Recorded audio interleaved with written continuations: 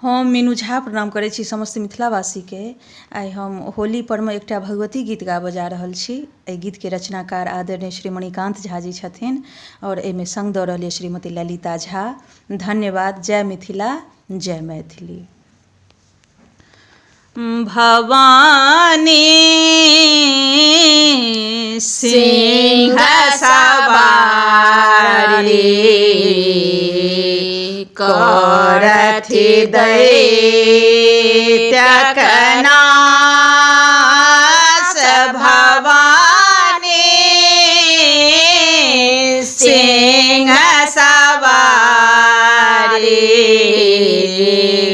करथि दैत्यक नाश। करखा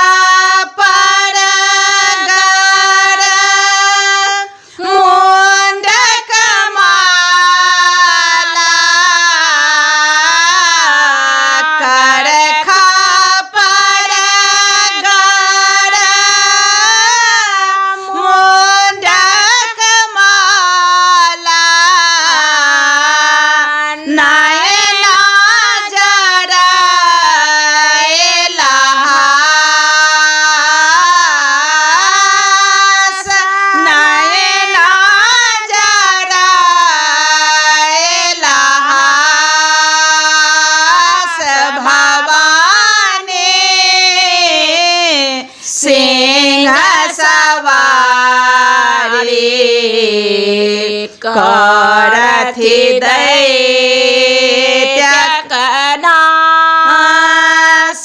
चांड मुंड के घेट उतारल। चांड मुंड के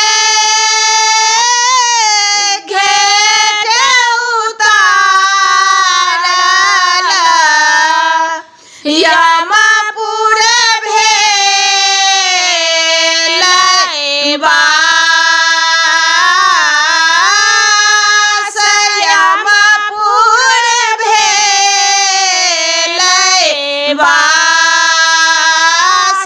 भवानी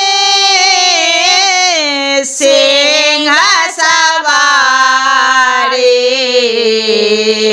करथि दैत्यक नाश। चांडी रूप के देखल महादेव। चांडी रूप के देखल महादेव। सुतलनि चरणक पास। भवानी सिंह सवारी करथि दैत्यक नाश। संतानक हित सदिखन तत्पर। मणिकांत छी दास। भवानी सिंह सवारी